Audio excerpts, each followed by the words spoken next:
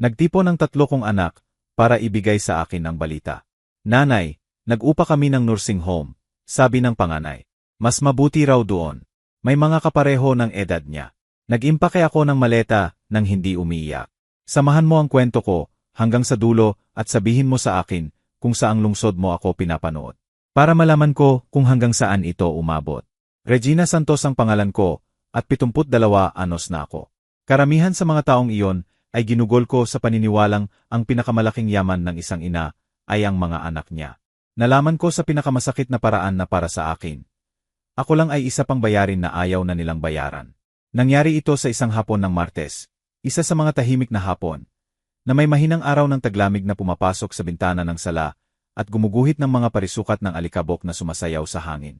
Ako ay nagsasala ng kape. Naamoy ang aromang iyon na laging nagpapaalala sa akin ng bahay na puno noon nang dumating sila, ang 3 na magkakasama, na bihira na. Jose, ang panganay kong anak, na 50 anyos, ang noo na puno ng mga kulubot mula sa mga problema na hindi kailanman tungkol sa akin. Maria, ang gitna, na 47 anyos, laging sinusubukang pasayahin ang lahat at nauwi sa hindi nakakapagpasaya kanino man, lalo na sa sarili niya. At Angelo, ang bunso kong anak na 42 anyos, na para sa akin ay hindi pa rin tumigil na maging ang batang kailangan kong protektahan sa mundo. Pumasok sila ng tahimik at umupo sa aking upuang may bulaklak. Iyong binili ng yumaong asawa ko sa 12 na buwan ng hulog at ngayon ay medyo lumuwag na ang mga spring. Tiningnan nila ang isa't isa sa komunikasyong walang salita na tanging magkapatid lang ang mayroon. Nagdedesisyon kung sino ang maghahagis ng unang bato. Si Jose yon. Siyempre, siya palagi ang pinakapraktikal, pinakamalamig. Nanay, kailangan nating mag-usap ng seryoso. Simulan niya habang inaayos ang kurbata na parang hinigpitan ang lig niya. Alam ko na agad na walang mabuti. Ang puso ng ina ay hindi nagkakamali. Naisip ko na baka isa sa kanila ay may problema ulit sa pera o ang kasal ni Maria ay nasa bingit na naman ng pagkabigo. Inilagay ko ang takuro sa gitnang mesita kasama ang mga baso na iniingatan ko para sa mga bisita. Pwede ba kayong magsalita, mga anak? May nangyaring malala ba? Si Maria, napuno na ng luha ang mga mata, hinawakan ang kamay ko. Malambot ang mga kamay niya, ng taong nagtatrabaho sa opisina. Lubhang iba sa akin, magaspang at may batik mula sa buong buhay ng mabigat na trabaho. Nanay, para sa ikabubuti mo, sabi niya. At ang pariralang iyan palagi ang simula ng wakas. Si Angelo, ang bunso kong anak, ay nakatitig sa isang punit sa alpombra nang walang lakas na harapin ako. Siya ang nagbigay ng huling suntok ng mahinang boses, halos bulong. Nagdesisyon kami na hindi ka na pwede mag-isa. Delikado. Noong isang araw, naiwan mo raw ang gas na nakabukas. Hindi ko iniwan ang gas na nakabukas. Angelo, sumagot ako ng mas matatag kaysa nararamdaman ko sa loob. Namatay lang ang apoy dahil sa hangin. Hindi bal nanay, putol ni Jose. Ang mahalaga ay matanda ka na. Kailangan mo ng pangangalaga. Kami ay nagtatrabaho buong araw. Walang paan para bantayan ka. Kaya nagdesisyon kami. Nakakita kami ng magandang lugar para sa'yo. Isang lugar. Anong lugar? Nagsimulang humigpit ang dibdib ko.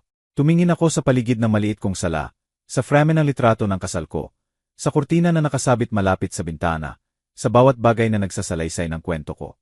Iyon ang bahay ko, ang tanging lugar na kilala ko. Nanay, nag-upa kami ng nursing home, sabi ni Jose ng diretsahan na parang suntok. Tinatawag itong tahanan ng kapayapaan. Mas mabuti raw doon. May mga kapareho ng edad mo. Nurse 24 oras. Mga aktibidad hindi ko na siya narinig. Naging malayong ingay ang boses niya. Nursing home, tambakan ng mga nakalimutang matatanda. Iyon ang naging ako para sa kanila. Sa gabal, lumang muebles na hindi na nila alam kung saan ilalagay at nagdesisyong idonate sa institusyon ng kawanggawa. Tiningnan ko ang mukha ng bawat isa. Si Jose, na may ekspresyon ng taong nagre-resolba ng problema sa negosyo. Si Maria umiiyak, pero iyak ng konsensya, hindi ng kalungkutan para sa akin.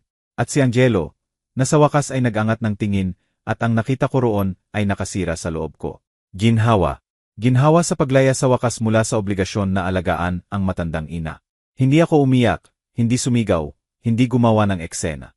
May bumagsak sa loob ko, pero tahimik na bumagsak. Namatay ang isang bahagi ko noon, pero ang isa pa, na hindi ko kilala, ay nagsimulang mabuhay. Huminga ako ng malalim at sinabi, nang may kalmang nagpagulat sa kanila. Kailan ba ako kailangang umalis? Nagkatinginan sila, nagulat sa kawalan ko ng reaksyon. Well, nanay, naisip namin na maganda ang katapusan ng linggo. Sa Sabado kami pupunta para sa'yo. Sagot ni Jose nang hindi man lang lumuwag. CJ, sabi ko, kung pwede niyo akong patawarin, malamig na ang kape ko. Umalis sila sa bahay ko na parang kakabunot lang ng bulok ng ngipin. Guminhawa, magaan. Ako ay naiwan na nakaupo sa aking upuan mag-isa. Tinitingnan ang mga parisukat ng araw na unti-unting nawawala sa sahig.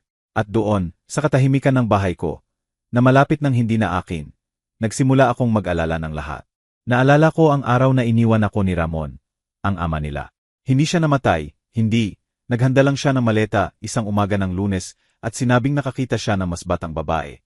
Na naging routine ang buhay ko sa kanya at gusto niyang maging masaya. Ako ay 35 taong gulang noon, si Jose 13, si Maria 10 at si Angelo, ang maliit ko, 5 taon pa lang, naiwan ako na may 3 anak, upa na babayaran at puso na nagkahiwa-hiwalay. Noong panahong iyon ako ay nagtatrabaho bilang mananahi sa bahay. Pero hindi sapat ang pera.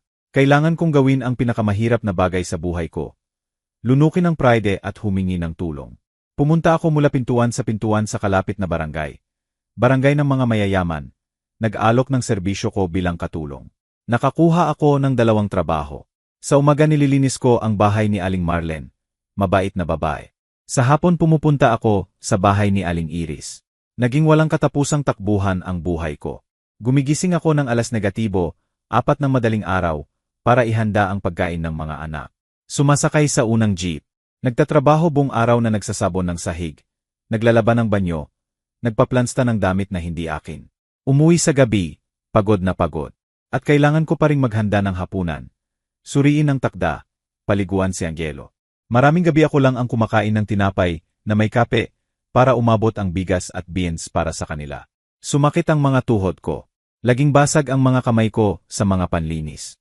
Pumayat ako ng sobra na maluwag ang damit ko. Pero hindi ako nagrereklamo.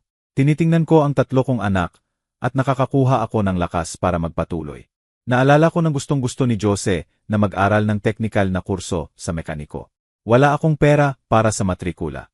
Nagawa ko ang kabaliwan. Ipinagbili ko ang tanging alahas na iniwan sa akin ng nanay ko. Isang manipis na singsing na ginto. Nagtapos siya, nakakuha ng magandang trabaho at ibinigay sa akin ang unang sweldo niya. Para sa inyo po, nanay, para makabili kayo ng bagong singsing. Umiyak ako ng pride. Pero hindi ako bumili ng singsing. Ginamit ko ang perang iyon para bayaran ang atrasadong bayad sa kuryente. Naalala ko ang debut ni Maria sa 18. Pangarap niya ang pink na gown na parang prinsesa na puno ng kinang. Wala akong paraan para bayaran ito. Nagkulong ako ng 3 buwan sa makina ko ng pananahi. Gumagawa ng damit para sa mga mayayamang babae sa lungsod. Nagtitipid ng bawat sentimo para matupad ang pangarap ng anak ko. Sa araw ng debut, nang makita ko siyang umikot sa hall na may suot na gown na iyon, naramdaman ko na sulit ang lahat ng sakripisyo ko. At si Angelo, si Angelo palagi ang pinakamalapit, pinakamahina. Nang magdesisyon siyang magbukas ng maliit na vulcanizing shop, hindi ko na inisip. Kinuha ko ang buong ipon ko na natipon sa maraming taon ng trabaho at ibinigay sa kanya. Para simulan mo ang buhay mo, anak. Niyakap niya ako ng mahigpit. Sabi niya ako ang pinakamabuting ina sa mundo. Gumana ang vulcanizing shop. Nag-asawa si Angelo. Nagkaanak. Nag-asawa rin si Maria. Naging manager sa tindahan. Si Jose naging head mechanic. Pinalaki ko mag-isa ang 3 anak, 3 manggagawa, 3 mabubuting tao. O iyon ang akala ko.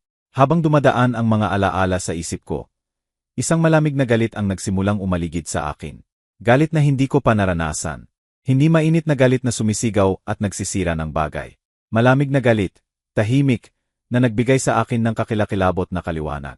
Hindi nila naalala ang lahat ng iyon, ang ibiniling singsing, ang mga gabing pananahi, ang pera mula sa ipon. Para sa kanila lahat iyon ay obligasyon ko lang bilang ina. Noon, sa gitna ng sakit at galit na iyon, naalala ko ang isang bagay na halos nakalimutan ko na. Naalala ko si Aling Iris. Si Aling Iris ay hindi ordinaryong amo. Biyuda na walang anak. Nakatira mag-isa sa malaking bahay. Sa simula ako lang ang katulong na naglilinis. Pero sa paglipas ng panahon nagbago ang relasyon namin. Nagsimula siyang humingi na umupo ako para uminom ng kape pagkatapos ng linis. Kinukwento niya ang asawa, ang mga biyahe nila, ang kalungkutang nararamdaman At ako naman kinukuwento ko ang mga anak ko, ang mga hirap ko, ang maliliit kong pangarap. Naging magkaibigan kami, magkukumpisal. Nagtrabaho ako sa kanya ng mahigit 20 taon. Kahit pagkatapos magretiro, pumupunta pa rin ako sa bahay niya 3 beses sa linggo. Hindi na bilang katulong, kundi bilang kasama. Tinutulungan ko siya sa pamimili. Binabasa ko ang dyaryo kapag nagsimula ng mahina ang mata niya. Nakikinig kami ng radyo ng magkasama. Hindi naintindihan ng mga anak ko ang pagkakaibigang iyon. Nanay, nagtrabaho ka na buong buhay. Bakit pumupunta ka pa para magsilbi sa matandang mayaman na iyon? Sabi ni Maria. Hindi nila naiintindihan na hindi ako pumupunta para magsilbi. Pumupunta ako para makasama ang kaibigan. Namatay si Aling Iris 6 na buwan na ang nakaraan. Kaunti bago nagdesisyon ang mga anak ko sa hinaharap ko. Namatay siya habang natutulog, payapa. Ang pamangkin niya, lalaking hindi ko pa nakita kailanman, ang nag-asikaso ng lahat. Pumunta ako sa libing. Umiiyak ako na parang nawalan ng kapatid. 1 linggo pagkatapos ng libing, may tumawag sa akin na abogado. Abogado ni Aling Iris yon. Hiniling niya na pumunta ako sa opisina niya. Pumunta ako nang walang alam. Akala ko baka may iniwang alaala, 1 plorera, 1 painting. Nang dumating ako, ang abogado, mabait na lalaki na tatawagin kong Attorney Benito. Pinapaupo ako at inabutan ng baso ng tubig. Doña Regina, simulan niya. Ako ang abogado ni Aling Iris ng 30 taon. Pinagkatiwalaan niya ako ng husto at mas pinagkatiwalaan ka pa niya. Binuksan niya ang folder at nagsimulang basahin ang testamento. Halos tumigil ang puso ko. Si Aling Iris, kaibigan ko, kumpisal ko, iniwan sa akin ang lahat. Ang malaking bahay, 2 pang apartment na nirerenta. Shares sa kumpanya na itinatag ng asawa niya, at malaking halaga ng pera sa bangko na hindi ko mabilang ang mga zero. Nagulat ako ng husto. Sabi ko hindi ko pwedeng tanggapin. Baka may mali, pero wala. Ipinakita sa akin ni Attorney Benito ang liham na iniwan niya kasama ng testamento. Para kay Regina, ang tanging tunay kong pamilya. Inalagaan mo ako ng lahat ay nakalimot sa akin. Ibinigay mo ang oras at pagmamahal mo.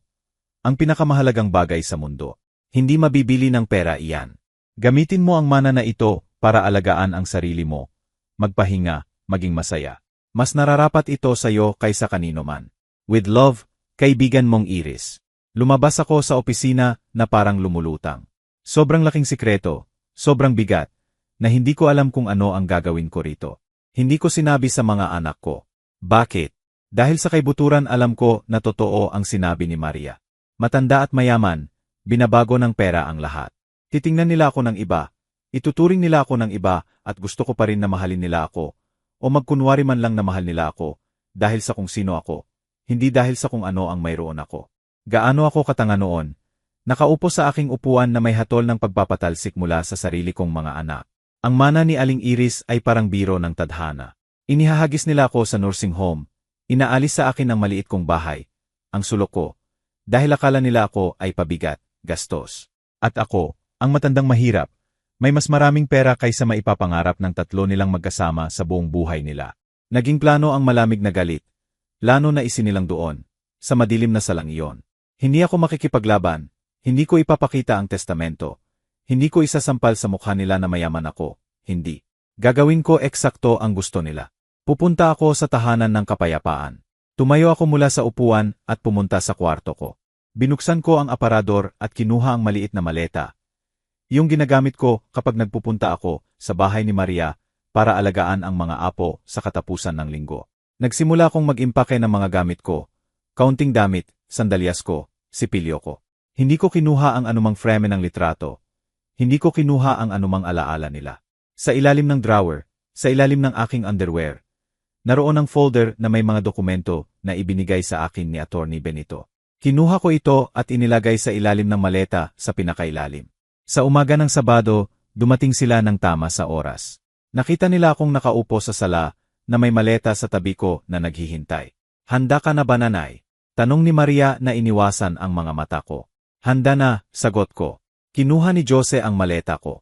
Nagulat sa gaano ito kaliit ang bigat. Inabutan ako ni Angelo ng braso para tulungan akong tumayo na parang invalido ako. Lumakad ako kasama nila hanggang pintuan. Nagbigay ako ng huling tingin sa bahay ko. Sa bawat sulok na nag-iingat ng luha, ngiti, buong buhay ng sakripisyo. Hindi ako umiyak kahit isa. Sumakay ako sa kotse ni Jose at umupo sa likod mag-isa. Nag-uusap sila sa harap tungkol sa trabaho, panahon, kahit ano, maliban sa ginagawa nila. Tumingin ako sa labas ng bintana. Nakikita ang barangay ko, mga kalye ko na nauuna. Akala nila inihahatid nila ako sa wakas. Hindi nila alam na inihahatid nila ako sa bagong simula. Simula ng aking paghihiganti, o mas mabuti, ng aking aral. Aral na hindi nila makakalimutan kailanman, mga mahal kong anak. Ang lugar na tinawag ng mga anak ko na tahanan ng kapayapaan, ay amoy halo ng murang disinfectant at lumang kalungkutan. Amoy na dumidikit sa damit at kaluluwa. Ang mga dingding, na baka minsan ay puti, ngayon ay madilaw-dilaw na mula sa nikotina na may mga batik ng amag malapit sa kisame, na parang mapa ng mga bansang walang gustong puntahan. Ang palaging tunog ay ng tea na malakas ang volume sa channel ng game show na may kanet. Laughter na hindi bagay sa mga walang ekspresyong mukha ng ibang residente. Nakaupo sa plastic chairs sa pasilyo. Ginabayan ako ng mga anak ko sa pasilyong iyon na parang ipinapakita nila ang 5-star hotel. Tingnan mo nanay, may tea. Sabi ni Maria na itinuro ang halata ng may peking enthusiasm na masakit sa tenga ko.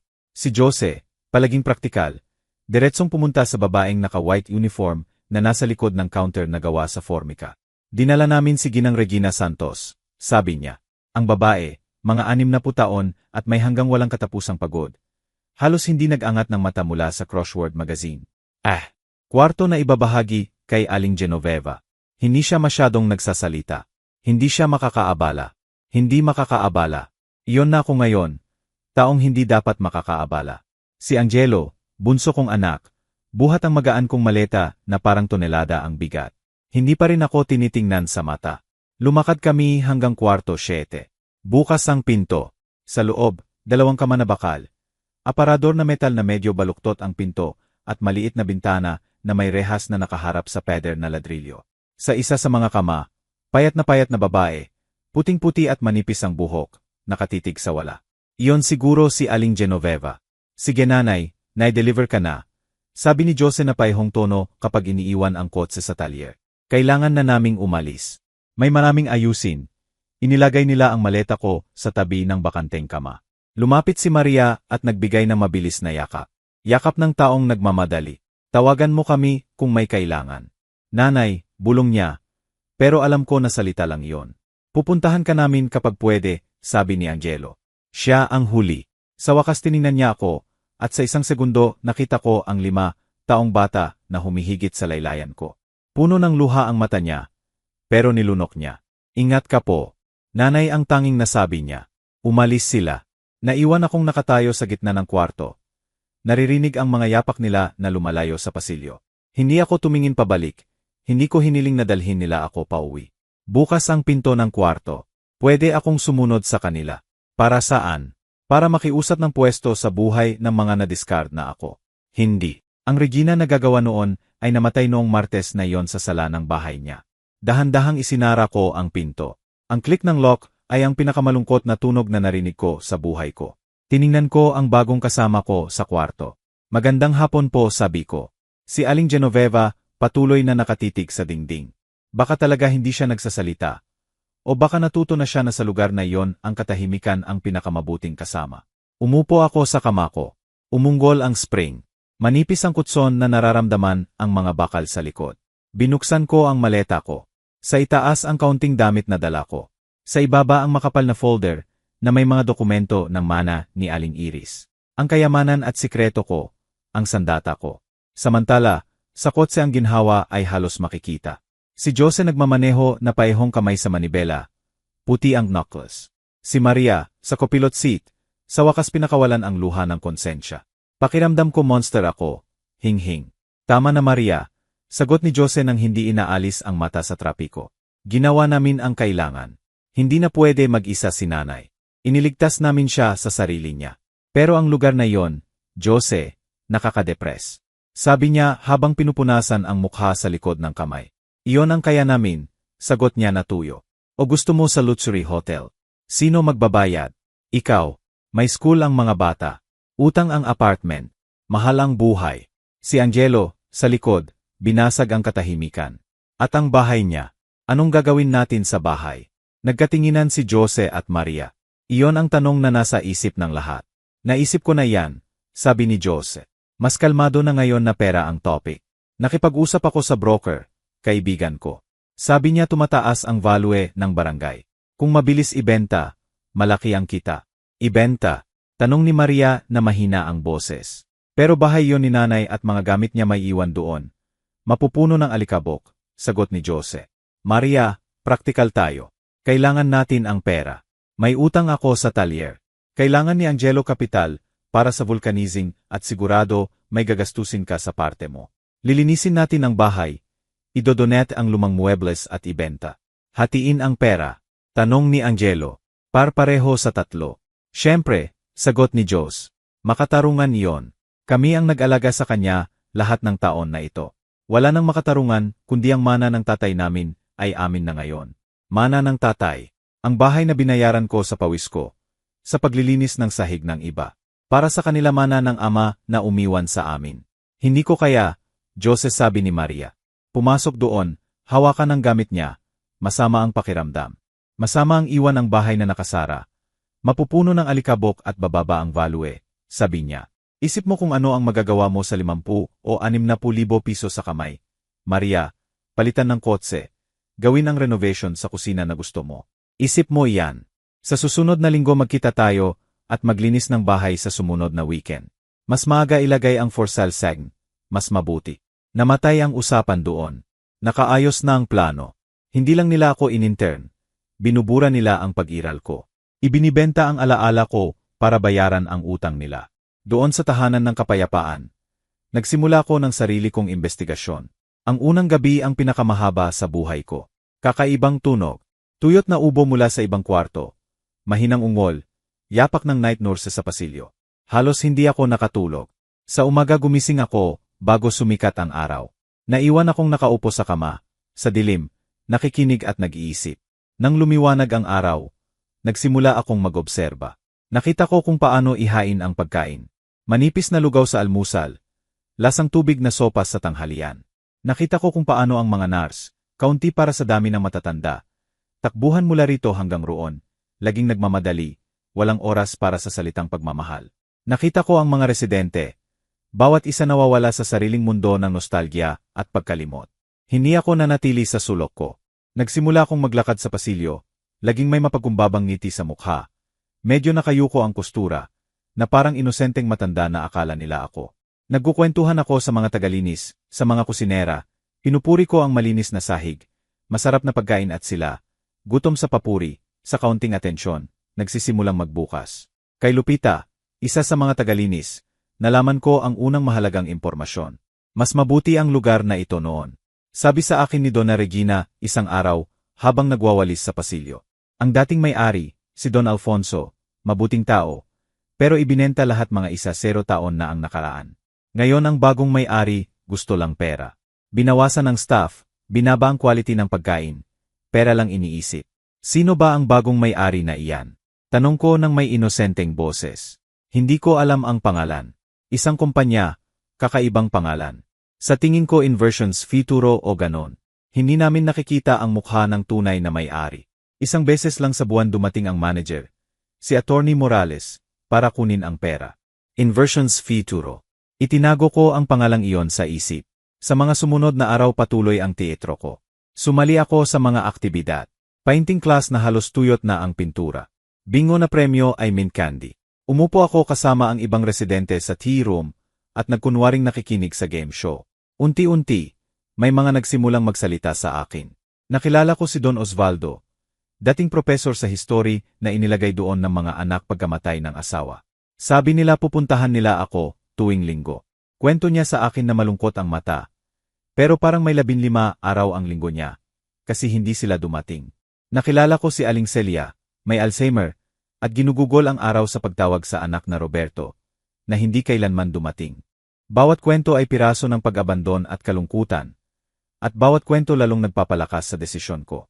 Hindi ko ginagawa ito para sa akin lang, para rin sa kanilang lahat.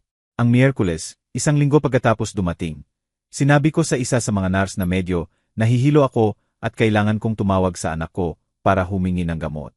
Perpektong excuse iyon. Dinala niya ako sa telepono sa reception. Lumang telepono. Sumagot si Maria sa ikalawang ring. Nanay, may nangyari ba? Okay ka lang. Halos convincing ang pag-aalala niya. Okay lang ako, anak. Sa tingin ko lang medyo tumaas ang presyon ko. Pwede mo ba akong dalhan ng gamot ko sa presyon kapag bumisita ka? Sabi ko ng mahinang boses na pinraktis ko na. Siyempre nanay, siyempre. Pero komplikado ang weekend na ito. Kami ng mga kapatid mo mag-aayos ng mabuti sa bahay mo. Alam mo, para ayusin ang mga gamit. Ayusin. Tanong ko, nanay, para maging maayos lahat. Huwag kang mag-alala, kami ang bahala sa lahat. Sa susunod na weekend dadalhan ko ng gamot ng sigurado. Sige anak. Sige. Binaba ko. Totoo pala. Nakaandar na ang plano na ibenta ang bahay ko. Ayusin nila ang gamit ko. Itatapon ang buhay ko sa basura para ibenta ang mga dingding na nagbigay ng bubong sa akin. Halos kakilakilabot ang kalmang nararamdaman ko. Wala na akong madaliin, may plano ako. At mas mahalaga, may paraan ako para gawin ito. Tumawag ako sa ibang numerong kabisado ko. Atty. Benito, sabi ko ng mahina, tinatalikuran ang reception. Doña Regina, kamusta? Nag-aalala ako. Tumawag ang mga anak mo noong nakaang linggo tungkol sa mana ng yumaong asawa mo. Sabi ko wala. Tulad ng hiniling mo. Nasa tamang lugar ako ngayon, kaibigan, at kailangan ko ng tulong mo. Gusto ko magsimula kang gumawa ng mga bagay para sa akin ng discreet. Ano po ang kailangan? Tanong niya. Una, imbestigahan mo ang kumpanyang Inversions Futuro. Gusto ko malaman lahat. Sino ang may-ari? Anong ibang negosyo nila? Kung may dumi sa ilalim at lalo na kung interesado silang ibenta ang lugar na ito. Ang tahanan ng kapayapaan. May katahimikan sa kabilang linya. Bilhin ang nursing home, Doña Regina. Tanong niya nagulat. Simula pa lang iyon, kaibigan. Sagot ko habang tinitingnan ang pasilyo kung saan patuloy na tinatawag ni Aling Celia ang anak na hindi dumating. At pangalawa, kumuha ka ng pinakamabuting appraiser ng property sa lungsod. Gusto ko malaman eksakto kung magkano ang bawat ladrilyo ng bahay ko. Ang bahay na inihahanda ng mga anak ko para ibenta na parang sa kanila. At anong balak nyo sa appraisal na iyan? Tanong niya. Ngumiti ako. Ngiti na walang makikita sa tahanan ng kapayapaan. Balak ko bilhin ulit ito, attorney. Pero hindi nila kailangang malaman na ako ang bumibili. Hindi pa ngayon. Ang Sabado na naglinis ang mga anak ko sa bahay ko. Madilim at mamasamasa ang umaga. Na parang alam ng langit ng Maynila ang kalokohan na gagawin nila. Doon sa tahanan ng kapayapaan, uminom ako ng aking manipis na lugaw gaya ng dati. Nagpalitan kami ng 2 salita ni Don Osvaldo tungkol sa team niya sa football na natalo ulit at umupo ako malapit sa may rehas na bintana ng kwarto ko. Iniimagine ang eksena. Para ko silang nakikita na naroon. Si Jose ang unang dumating. Binuksan ang pinto gamit ang susi na matagal na niyang taglay at hindi ko inakalang gagamitin para burahin ako roon. Lumakad siya sa sala na parang boss. Kinakalkula kung ano ang may value at ano ang basura. Si Maria at Angelo dumating pagkatapos na may dalang karton at itim na basura bag. Malaki at gutom. Handa para lamunin ang buhay ko. Saan tayo magsisimula? Tanong ni Maria, nabasag na ang boses. Tinitingnan ang upuan kung may bulaklak. Iyong kinatungtungan niya para bigyan ako ng hatol na mas madali sa sala. Sa sala, sabi ni Jose na praktikal. Walang value ang mga lumang muebles na ito. Sira ang spring ng upuan. Puno ng anay ang kabinet. Idodonate natin lahat sa simbahan ng barangay at magkakaroon ng space. Ang mahalaga alisin ang personal na gamit, mga trinket niya. Huwag kang magsalita ng ganyan, Jose. Hindi trinket iyan, reklamo ni Maria. Alaala iyan ni nanay. Alaala na may iwan dito. Mabubulok, sagot niya, binubuksan ang pinto ng kabinet. Malinaw ang broker. Kailangang walang laman at malinis ang bahay para sa showing. Mas mabilis natin gawin ito. Mas mabilis maibenta at makukuha natin ang pera natin. Pera natin. Nagsimula silang kalikot lahat. Si Angelo, tahimik, inatasang ibaba ang mga picture frame sa dingding at kabinet. Bawat litrato ay saksak. Litrato ng kasal ko, bautismo ng bawat isa. Litrato ni Angelo na nakakostum na superhero sa 7th birthday niya. Tinitingnan niya ang mga litrato ng 1 segundo. Nakikita ko ang mukha niya na parang may konsensya at pagkatapos inilalagay ng maingat sa karton. Si Jose ang taga-execute. Binuksan ang drawer ko nang walang seremonya.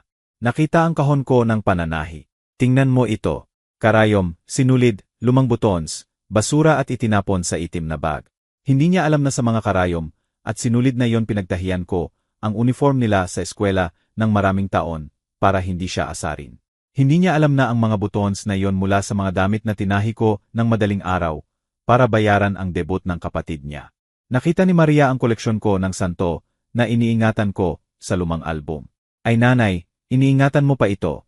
Sabi niya habang binubuklat ang pahina na halo ng nostalgia at pangmamaliit. Sige, itapon mo Maria. Walang bibili ng bahay na puno ng gamit ng matanda. Utos ni Jose. Pero baka gusto niya dalhin sa nursing home. Bulong niya. Dalhin para saan? Para magtipon ng alikabok sa ilalim ng bakal na kama. Huwag sentimental. Ang goal ay walang laman ang bahay. Focus, sabi niya, pumapalakpak na parang nag-uutos sa mekaniko niya. Patuloy ang paglilinis buong araw. Pumasok sila sa kwarto ko. Pinakabanal na lugar para sa akin. Kinuha ang damit ko sa aparador. Out of fashion ito, sabi ni Maria. May mansa ito, basura. Remake ni Jose. Hindi nila alam na ang damit na kupas na yon ang suot ko sa unang date ko sa ama nila. Hindi nila alam na ang wool coat na medyo gasgas sa kwelyo ang nagpainit sa akin sa maraming madaling araw na naghihintay ng jeep. Ang pinakamasakit na sandali para sa akin ay nang binuksan ni Angelo ang drawer ng dresser ko at nakita ang mga notebook ng recipe ng nanay ko. Lumang leather cover, madilaw na pahina, magandang sulat ng lola ko at pagkatapos ng nanay ko na may recipe na minana sa generation. Keke na mais. Pasta ng linggo, matamis na kalabasa. Ano ito? Tanong ni Jose na kinuha ang isa sa kamay ni Angelo. Recipe notebook ng lola, sagot niya ng mahina. Binuklat ni Jose ng walang interes. Pangit ang sulat, puno ng taba. Sino gagamit nito ngayon? Lahat ng recipe nasa cellphone. Basura. Diyos. Hindi, pakiusap ni Angelo na unang beses nagpakita ng tapang. Mahal na mahal ni nanay ang mga notebook na ito. At ano ang lulutuin niya sa nursing home? Lugaw, Angelo, huwag kang maghanap ng problema. Ang goal ay linisin. Itapon mo iyan sa bag. Nagalangan si Angelo. Hawak ang notebook ng lola ko sa kamay. Sandali akong umasa. Bunso ko yon, ang bata ko. Pero tiningnan niya ang kuya niya na matigas ang mukha ni Jose. At nawala ang tapang niya. Ibinaba ang ulo at dahan-dahan inilagay ang notebook sa itim na basura bag. Sa sandaling iyon, sa kama ko sa tahanan ng kapayapaan, ipinikit ko ang mata. Mas masakit iyon sa akin kaysa dalhin nila ako roon. Hindi lang lumang papel ang itinapon nila. Itinapon nila ang history namin, ang ugat namin. Habang dinudumihan nila ang alaala ko, tumunog ang telepono ng home. Si Atty. Benito iyon. Pumunta ako sa telepono sa pasilyo. Siguradong walang nakikinig. Donna Regina, may balita ako. Sabi niya ng profesional gaya ng dati. Nagtagumpay ang investigasyon sa Inversions Futuro. Front lang ang kumpanya, nasa pangalan ng Dumi. Ang tunay na may-ari, si Amancio Morales. Si Atty. Morales na sinabi sa akin ni Lupita. Naisip ko ng malakas. Eksakto, siya rin. At ang pinakainteresante, si G. Amancio ay lubog sa utang. Ginamit ang tahanan ng kapayapaan at ibang property bilang collateral sa loan na hindi niya mabayaran. Malapit na kunin ng bangko lahat. Desperado siyang ibenta para makakuha ng cash agad. Ngumiti ako ng malamig. Music to my ears yan, attorney. Magbigay ng offer, mababang offer na parang pabor. Sabihin natin may investor na interesado sa negosyo. Pero kailangang opportunity price dahil sa problema ng lugar. Gagawin ko ngayon din, Doña Regina. At tungkol sa bahay nyo, naibigay na ng appraiser ang report. Sa kondisyon at location, minimum 2 milyon pesos ang value. Mas malaki kaysa inaakala ng mga anak ko. Sa kasakiman at madaliin, sigurado tatanggap sila ng unang offer. Perfecto, attorney. Ngayon hintayin natin na mailagay ang SEG. Kapag nangyari iyon, maghanda ka ng Dumi Company sa pangalan ng pinagkakatiwalaan mo at magbigay ng offer ng 1.2 milyon pesos cash. Humagigik si Atty. Benito sa kabilang linya. Mababa masyado ang offer. Baka hindi tanggapin. Tatanggapin nila. Sabi ko nang may katiyakan na nakakatakot pati sa akin. Nagmamadali sila, may utang. At ang broker ni Jose, kaibigan niya, sigurado undervalued ang bahay para mabilis maibenta at makakuha ng komisyon. 1.2 milyon cash ay parang regalo sa langit sa kanila. Hindi nila isipin ng 2 beses. Lumipas ang 2 linggo. 2 linggo na patuloy akong matandang masunurin sa nursing home. Hindi ako binisita ng mga anak ko.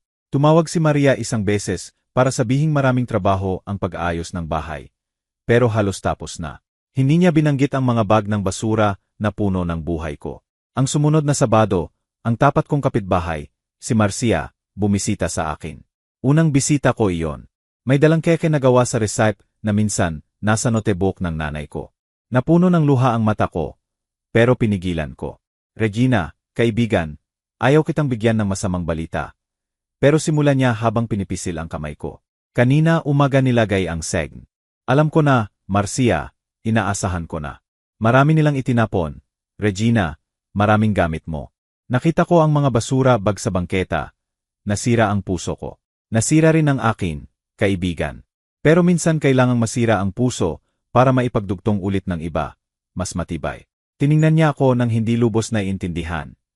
Pero nakita ang katatagan sa mata ko. Nang hapon na yon tumawag ako kay Attorney Benito. Nailagay na ang saging. Pwede nang gawin ang offer. 3 araw pagkatapos, tumunog ang telepono sa bahay ni Maria. Si Jose na may nanginginig na boses sa excitement. Maria, hindi ka maniniwala. May bumili na sa bahay ni nanay. Agad-agad. Pero 3 araw pa lang ang sigin. Gulat niya. Kumpanya. Bumibili sila ng property sa area para invest. At ang pinakamabuti, cash offer. 1.2 milyon pesos. 1.2 milyon. Nagalangan ang boses ni Maria. Jose, hindi ba sabi ng kaibigan mong broker mga 1.5 milyon ang value?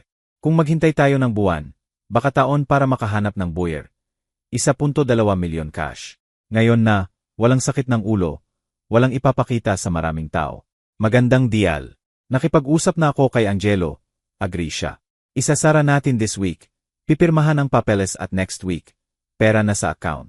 Hati sa 3, halos 400,000 bawat isa. Alam mo ba kung ano iyon? Alam ni Maria. Naisip niya ang bagong kusina, ang kotse na laging nasisira, ang bakasyon sa beach na hindi niya nagawa ng 5 taon. Nagsimula ng matakpan ng makapal na pagnanasa ang konsensya. Kung agree kayo dalawa, agree rin ako, sabi niya. Perfecto. Tatawagan ko ang broker na tanggap namin. Ihanda ang toast, sis. Tapos na ang problema natin. Habang nagdiriwang ang panganay ko sa pagtatapos ng problema niya, hindi niya alam na ang problema ko, bagong solve lang at ang problema nila, ang tunay, malapit nang magsimula. Noong gabing iyon, sa dingding ng tahanan ng kapayapaan, habang umiinom ako ng lasang tubig na sopas ko, naisip ko ang bahay ko, malapit na ulit maging akin. Legal, makukuha ng mga anak ko ang perang gusto nila. Pera na galing talaga sa bulsa ko. Mula sa mana ng kaibigan kong Iris. Gagastusin nila ito, babayaran ang utang.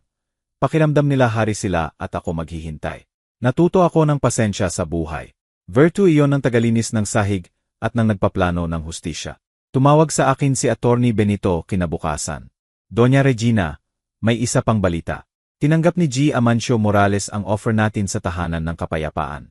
Ibinibenta niya sa ridiculous price, para lang maalis ang utang. Akin na ang lugar. Tumingin ako sa paligid. Madilaw na dingding. Si Aling Genoveva pa rin nakatitig sa ladrilyo. Akin na ang lugar. Ang nursing home na itinapon nila ako para mamatay. Akin na ngayon. Umikot ang laro at ang pinakamasayang parte bagong magsisimula. Lumipas ang 2 taon, mahigit 200 at 60 linggo.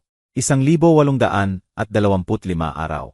Sa una binilang ko ang bawat bland na pagkain. Bawat gabing hindi matulog sa bakal na kama. Bawat bisitang hindi para sa akin. Pagkatapos tumigil ako sa pagbilang ng araw at nagsimula sa pagbilang ng tagumpay ko at marami. Ang unang malaking tagumpay ay tahimik. Pinirmahan sa notarial office na hindi ko napuntahan. Ang 3 kong anak, naka-best clothes, pinirmahan ang papeles ng pagbenta ng bahay ko. Kwento sa akin pagkatapos ni Attorney Benito na parang bata ang tuwa nila. Hinigbitan ni Jose ang kamay ng buyer. Batang abogado sa opisina ni Benito nang sobra na napangiwi ang bata. Ngumingiti si Maria ng malapad. Nagpaplano ng malakas tungkol sa bagong kabinet sa kusina niya. At si Angelo, bunso ko, parang nakalimot na sa konsensya. Puro kwento tungkol sa bagong elevator sa vulcanizing shop. Nakuha nila ang 1.2 milyon pesos. Mula sa bahay na halos double ang value at binayaran ng pera na iniwan sa akin ng kaibigan kong Iris. Pakiramdam nila pinakamatalino sa mundo. Ako, mula sa kwarto ko sa tahanan ng kapayapaan ngumiti, habang iniimagine ang eksena. Hindi nila alam na ibinenta nila ang tanghalian para bilhin ang hapunan. Ang pera, gaya ng inaasahan, nasunog sa kamay nila. Si Jose, laging nagrereklamo ng utang, hindi binayaran kahit piso. Sa halip, bumili siya ng second hand na malaking pickup para maging important sa talyer. Pinapalitan lahat ng tools ng pinakamahal at nagsimulang kumain sa karinderyang may karne. Nag-iimbita sa empleyado na parang milyonaryo. Natupad ni Maria ang pangarap ng bagong kusina. Kumuha ng architect, giniba ang dingding, nilagyan ng mamahaling granite. Bumili ng ref na may ice maker sa pinto at 6-burner stove. Siyempre, mas malaki ang gastos kaysa sa halos 400,000 na natanggap niya. Para matapos, nagluhan ulit sa bangko, pero masaya siya. Nagpo-post ng picture ng dream kitchen niya sa social media. Puno ng like mula sa kaibigan na hindi alam ang kalahati ng kwento. Si Angelo, anak ko, siya ang pinakamasakit sa akin. Hindi lang binili ang elevator sa shop. Pinapalitan rin ang lumang kotse ng asawa niya ng bago at nag-finance ng beach vacation kasama ang mga anak. Ginastos ang bawat sentimo na parang walang bukas. Naniniwalang ang perang iyon ang unang hakbang sa mayamang buhay. Walang naisip mag-ipon para sa emergency. Walang naisip sa akin sa unang mga buwan. Hindi ako binisita kahit isa. Abala masyado sa bagong buhay nilang makintab. Tumatawag si Maria paminsan-minsan. Palaging paehong excuse. Hello nanay, okay ka ba? Pasensya na hindi makabisita. Sobrang busi ang renovation ng kusina. Hindi mo maimagine ang alikabok. Pero pagkatapos nito, ipinapangako ko dadalhan kita ng slice ng keke na gawa sa bagong oven ko. Hindi dumating ang cake. Habang sinusunog nila ang pera ng bahay ko, nagsimula ako ng sariling renovation sa tahanan ng kapayapaan. Ngayon akin na ang lugar. Pwede kong gawin ang gusto ko. Pero ang paghihiganti ko ay hindi maingay. Parang pahi sa loob ng tela na nakikita lang kapag tapos na ang damit. Patuloy akong nanirahan na parang ordinary resident. Walang nakahalata, ni empleyado ni ibang matanda. Si Attorney Benito ang kumuha sa pangalan ko ng bagong administrator. Si Sofia, babaeng mga 50 taon na may malaking puso at katatagan ng general. Biyuda. Nag-alaga sa nanay niyang may Alzheimer ng 10 taon at alam niya ang mga tao. Dumating si Sofia isang Lunes na ipinakilala bilang bagong manager mula sa bagong may-ari. Una niyang ginawa sunod sa utos ko ay tanggalin si Attorney Morales, ang exploitative manager, at ang head nurse na mapait na si Yvonne, na tinatrato ang matatanda na parang sako ng patatas. Magandang eksena iyon. Ako, nakaupo sa plastic chair ko, nagkunwaring nakakatulog. Nakita ko kung paano bumagsak ang panga ni Attorney Morales nang iabot ni Sofia ang dismissal papers. Pangalawa niyang ginawa ay palitan ang pagkain. Sa Martes, sa halip na manipis na lugaw, may tinapay na sariwa, mantikilya, papaya at totoong gatas na kape. Sa tanghalian, sa halip na sopas na tubig, may kanin, beans, roasted chicken na may patatas at tomato salad. Iba ang katahimikan sa dining. Hindi na katahimikan ng resignasyon, kundi ng hindi makapaniwala. Si Don Osvaldo, nakaupo sa harap ko, puno ng luha ang mata. Mga 5 taon na hindi ako nakakain ng masarap na chicken. Sabi sa akin ni Regina nang nanginginig ang boses. Ngumiti lang ako. Patuloy ang pagbabago. Kumuha si Sofia ng maraming nurse, maraming cleaner. Pininturahan ang madilaw na dingding ng light cream na masaya. Pinapalitan ang plastic chairs sa pasilyo ng comfortable sofa na donated ng anonymous company. Pinapalitan ang burned-out bulbs. Ginawa ulit ang mga banyo. Unti-unti nagsimulang maging worthy ng pangalan ang tahanan ng kapayapaan. Naging secret advisor ako ni Sofia sa gabi. Kapag natutulog lahat, pumupunta ako sa opisina niya at nagkukwentuhan. Sofia, kailangan ni Aling Celia ng bagong kutson. Lumubog na yon, sabi ko. Sofia, gusto ni Don Osvaldo maglaro ng checkers. Pwede ba tayong makakuha ng boards? At kinabukasan nangyayari ang mga bagay para sa iba. Ako lang si Doña Regina, simpatikong matanda na gusto ng bagong manager. Nagsimula kaming mag-organize ng totoong activities. Isang beses sa linggo, may lalaking may gitara na kumakanta ng lumang kanta. Ang bingo afternoon ngayon ay may premyong box ng chocolate. Bumili kami ng yarn at knitting needles, at ang mga babaeng may magandang kamay pa nagsimulang gumawa ng baby booties para i-donate sa maternity ward ng hospital sa lungsod. Nagsimula ng may buhay ang lugar. Mas ngumingiti ang mga residente, mas nagkukwentuhan. Kahit si Aling Genoveva, kasama ko sa kwarto, isang araw tumingin sa akin at sinabi, "Maganda ang araw ngayon, di ba?" Unang sentence na narinig ko sa kanya. Lumipas ang 1 taon ng ganoon.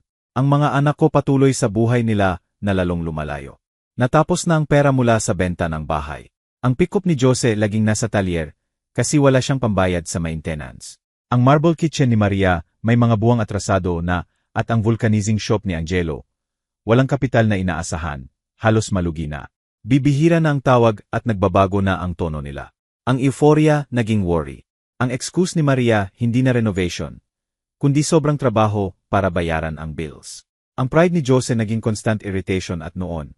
Sa 74 th birthday ko nagdesisyon silang bumisita, 3 magkasama. Unang beses sa halos 10 taon.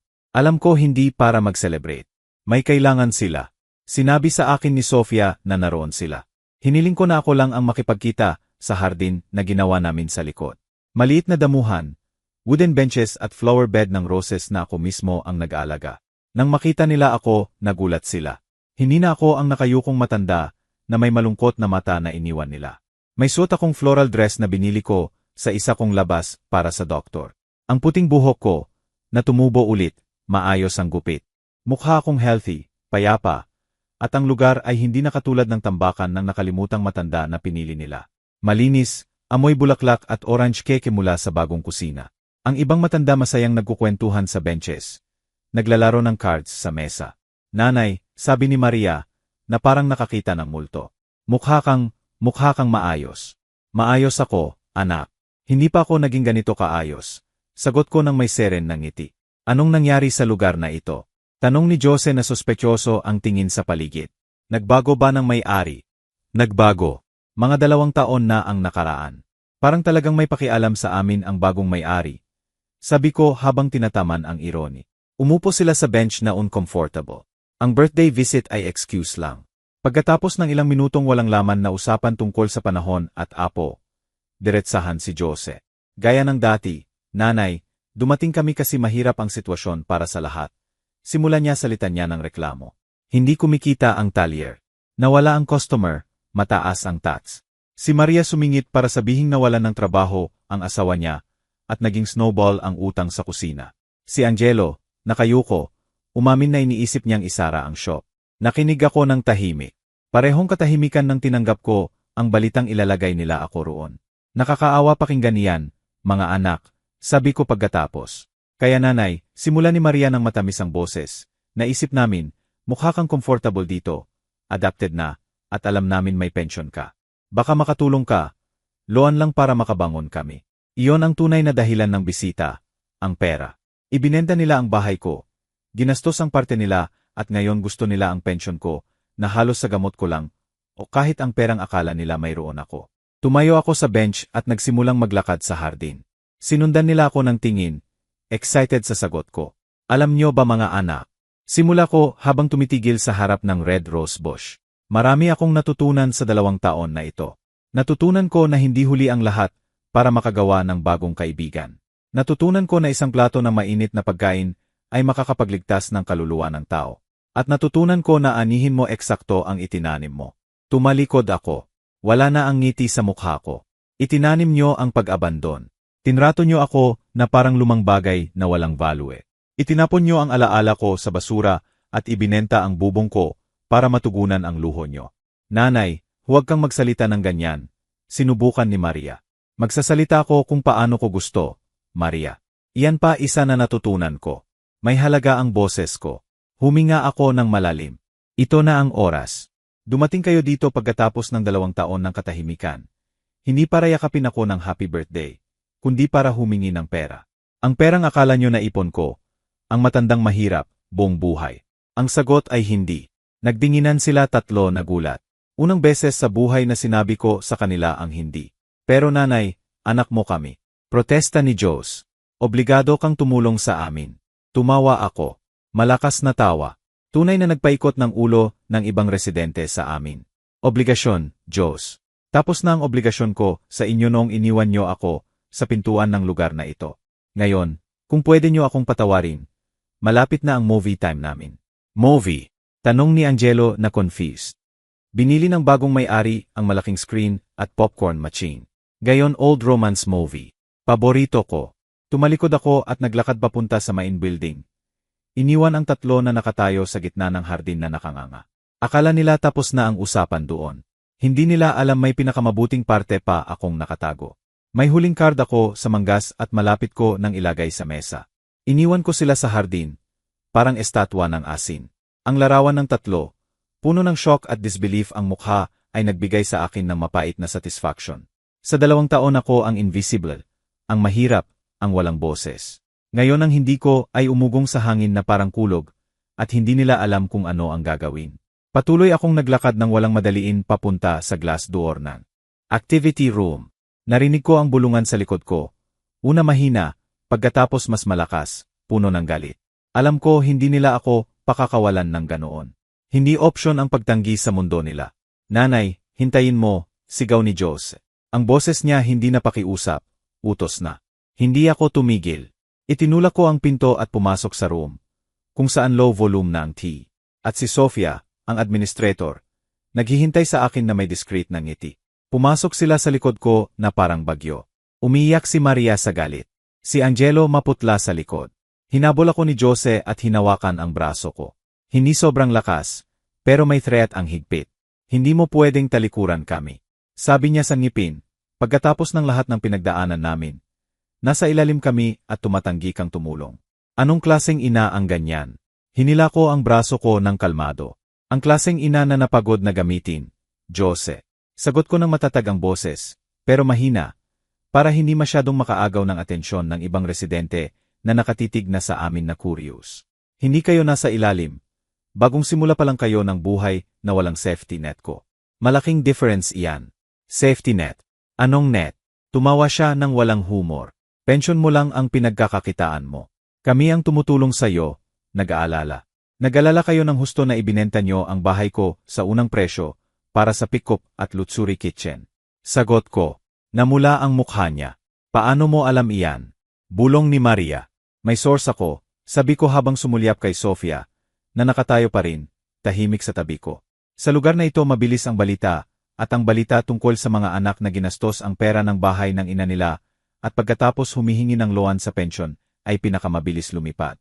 Nakakahiya ito, sabi ni Jose na itinaas ang boses. Pinapahiya mo kami sa harap ng mga tao dito. Hindi, Jose. Ang pagpapahiya ay ang ginawa nyo sa akin sa 2 taon. Ito bukas ang braso ko na itinuro. Ang malinis at magandang room na ito tinatawag na consequence. Akala nyo wala akong kwenta. Nakasya ang buhay ko sa maliit na maleta at pwede itapon sa basura ang alaala ko. Minamaliit nyo ako. Iyon ang pinakamalaking pagkakamali ng buhay nyo. Loan lang ang gusto namin, pinilit ni Maria. Luha sa mukha. Babayaran namin, ipinapangako ko. Kailangan lang namin ng pahinga. Pahinga. Ulit ko na thoughtful. Kailangan ko rin ng pahinga nang dumating ako dito. Pero ang meron ko lang ay hangin na amoy disinfectant. Tinitigan ko sila ng matagal. Gusto nyo ng tulong. Opportunity para makabangon. Siege. Kumislap ang mata ng 3 sa pag-asa. Akala nila sumuko ako. Pwede akong makipag-usap sa may-ari ng lugar na ito. Patuloy ko. Mabubuting tao sila, tama. Baka may trabaho sila para sa inyo. Trabaho. Naging confusion ang pag-asa sa mukha nila. Lumaki na ang lugar na ito. Laging kailangan ng tao para magtrabaho. Honest labor. Tumingin ako kay Jose. Ikaw halimbawa, marunong ka ng mechanics. May gete na electric na madalas masira at kailangan na maintenance ang mga wheelchair. Magiging useful ang lalaking may skill mo sa general maintenance. Hindi malaki ang sweldo, pero honest at sa pick-up mo pwede kang mag-deliver ng supplies. Namula hanggang purple ang mukha ni Jose. Nagbibiro ka. Gusto mo akong maging janitor, utility. Dito, hindi janitor. Correct ko ng sweet ng ngiti na head of maintenance. Dignified work. Madudumihan ang kamay, pero malilinis ang konsensya. Tumingin ako kay Maria. At ikaw, anak, sa maganda mong kusina at bagong oven, di ba? Gusto mong magluto. Pagod na ang kusinera namin, si Aling Nena. Gusto niya ng assistant. Pwede kang gumawa ng cake para sa merienda. Tumulong sa pagkain. Ang amoy ng masarap na pagkain, nakakabuti sa kaluluwa ng mga tao dito. Tiningnan ni Maria ang kamay niya. Ang bagong manikir na ipinagmamalaki sa social. Masakit sa kanya ang ideya ng pagbabalat ng patatas at paghuhugas ng kaldero. Hindi ako marunong magluto para sa marami, bulong niya. Natututo, anak. Natuto akong mabuhay dito. Matuto ka ring magluto. Sa wakas tiningnan ko ang bunso ko. At ikaw, Angelo, bata ka pa gusto mo ng halaman. Naalala mo ba ang munggo na itinanim natin sa bulak? Kailangan ng constant care ang garden namin sa likod. Gupit ng damo, dilig ng roses, tanim ng bagong bulaklak. Gardener ay trabaho sa labas, honest, malayo sa taba ng gulong. Mabigat ang katahimikan na sumunod. Hindi lang gulat. Offended sila. Para sa kanila ang offer na yon hindi tulong. Insulto na ang huli. Nawalan ng kontrol. Sumabog si Jose na galit. Mas gusto niyang makita kaming nagtatrabaho bilang empleyado dito kaysa bigyan kami ng perang obligado siyang ibigay. Doon ka nagkakamali, anak. Wala akong obligasyon at ayaw ko kayong empleyado. Gusto ko bigyan kayo ng pagkakataon na maging useful.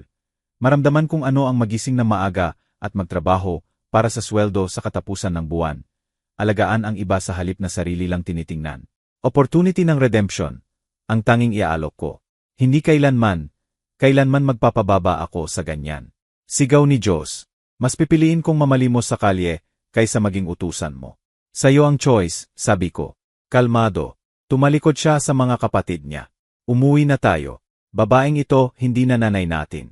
Lumabas siya na sinisipa ang pinto. Tiningnan ako ni Maria. Puno ng luha ang mukha. Halo ng galit at desperation. Paano mo nagawa iyan, nanay? Bulong niya at tumakbo sa likod niya. Si Angelo nanatili. Tiningnan niya ako. Mata puno ng malalim na lungkot. Walang sinabi. Umiling lang na parang sinabing sorry at dahan-dahang lumakad papunta sa labas. Naiwan akong nakatayo sa gitna ng activity room na may Sofia sa tabi ko. Ang ibang residente, na tahimik na nanood, nagsimulang lumapit. Inilagay ni Don Osvaldo ang kamay sa balikat ko. Matapang ka, Regina, sabi niya. Hindi ko pakiramdam matapang. Pagod ako, pero malaya rin.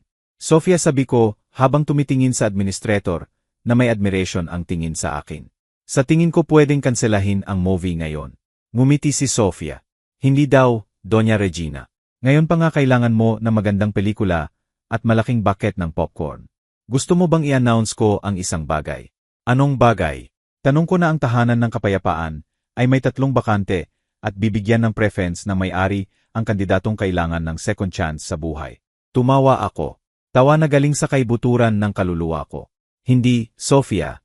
Hindi kailangan i-announce. Ang kailangang matuto ng aral, makakabalik mag-isa. Nagpatuloy ang buhay. Hindi na ako hinanap ni na Jose at Maria. Nalaman ko kay kapitbahay kong si Marcia, na laging tumatawag para magkwento ng balita, na lumala ang sitwasyon nila. Ibinenta ni Jose ang pick-up para bayaran ang urgent na utang sa talyer. Si Maria, asawang walang trabaho, nagsimulang magbenta ng keke na gawa sa bagong oven niya sa mga kapitbahay para may extra. Ironic, di ba?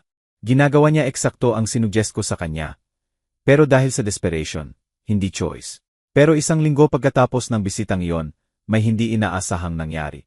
Isang umaga ng Martes, nag-aalaga ako ng roses ko sa hardin nang makita ko ang figura na nakatayo sa back gate. Si Angelo iyon. Nakatayo roon na nakatitig sa loob na kamay sa bulsa ng gasgas na pantalon. Parang tumanda siya ng 0 taon sa isang linggo. Walang sinabi ako. Patuloy akong nagpuputol ng rose. Nanatili siya roon mga 0 minuto at pagkatapos binuksan ang gate at pumasok. Dahan-dahan siyang lumakad papunta sa akin. Hello, nanay. Hello, anak. Tiningnan niya ang kamay ko. Ang pruning shears. Talagang gusto mo ang halaman, di ba?